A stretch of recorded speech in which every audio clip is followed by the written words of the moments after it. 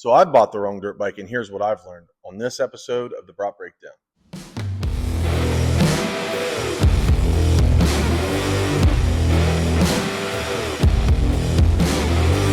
I've bought the wrong dirt bike before.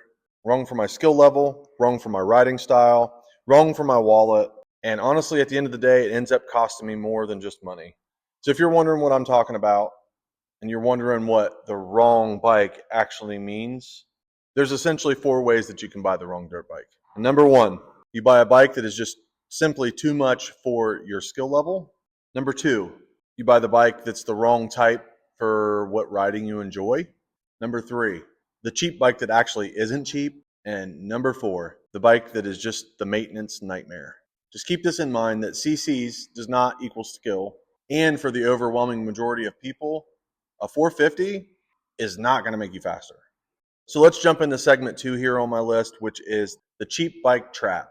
So sometimes you might find a nice cheap bike on Marketplace and you might think that it's a great deal for what the bike is.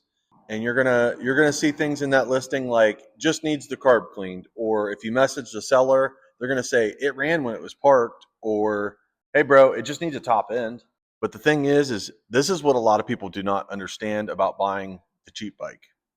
Oftentimes when you buy a cheap bike and it just needs the carburetor cleaned, you're going to run into things like worn pistons, burnt valves, scored cylinders, worn cams, and timing chain slack. Listen, I've been around dirt bikes for 25 plus years of my life, and while I have no formal training, I have ridden and worked on more bikes than I could ever count. I have torn a lot of bikes down. I've made a lot of mistakes, but I've always learned from those mistakes by just figuring it out on my own. Because at the end of the day, this was all started for me as a hobby that quickly turned into a life passion. And after many years of doing dirt bikes and being around them and riding them and doing all the things that I enjoyed, I realized that this is one of the only things that truly makes me happy in life. So therefore, I felt like I needed to make it my life. I needed to make it what I do for work, what I do for a hobby, and what my entire family enjoys doing. And we do.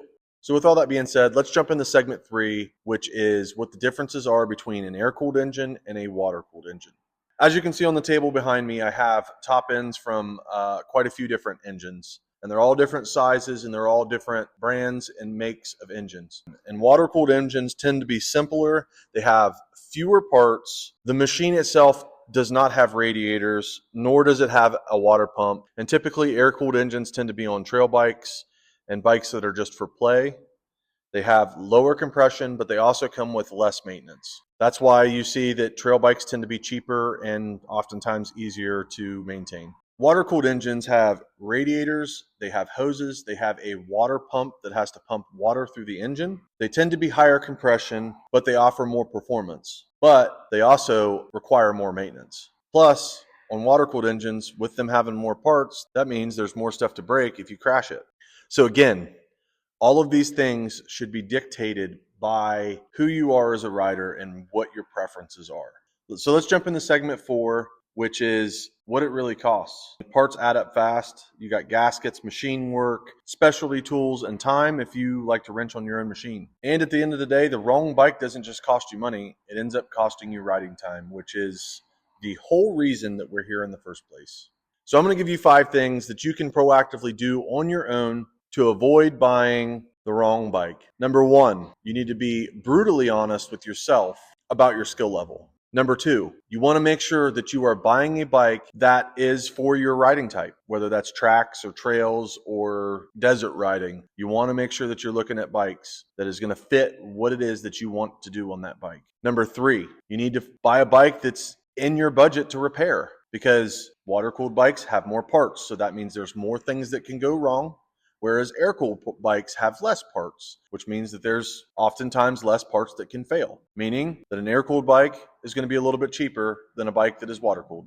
Number 4, you want to make sure that whatever bike it is that you are going to purchase, that you are inspecting that bike before you buy it. Inspecting things like making sure that all the gears work, making sure that the wheels don't have bends in them, making sure that it has compression, making sure that the air filter is clean, because that's often a sign that somebody is taking care of a bike or not. And checking the oil. And these are all simple things that you can do without needing tools or anything else to make sure that you're inspecting the bike that you're going to buy for yourself.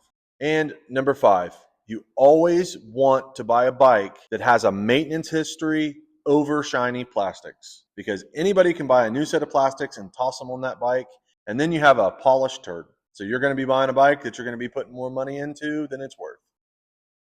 So honestly, I have bought the wrong bike many times throughout my life.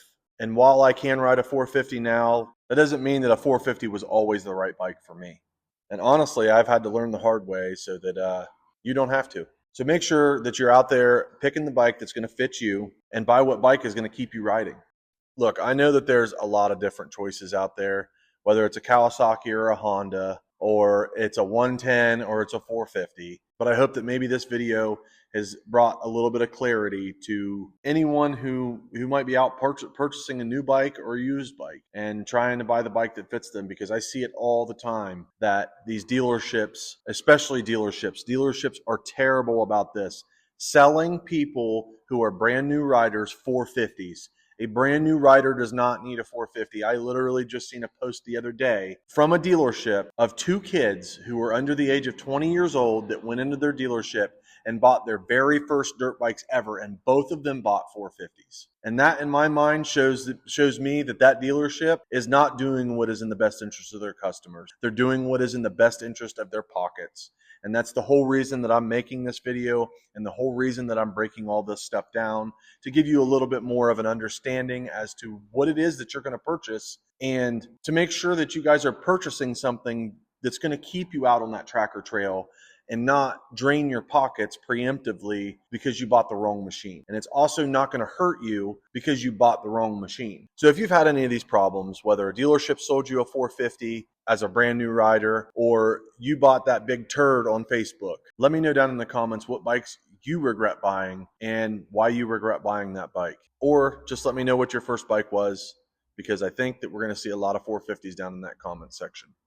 So if you guys enjoyed this episode of the Braap Breakdown, make sure you hit that subscribe button so that you can stay tuned for future episodes of Throttle Therapy, Braap Breakdown, Braapin, or Braap Shop. Hit the like button because it helps us out more than you could possibly fathom. And if you would love to support us even further, make sure you head over to BraapBoyz.com, pick you up a hat or t-shirt. And if you're on the website and you got some clips of you guys riding, make sure you submit them over on the Submit Your Clips tab. I'll catch you guys back here next Sunday, 6 p.m. Eastern, on the Braap Boyz YouTube channel. Later.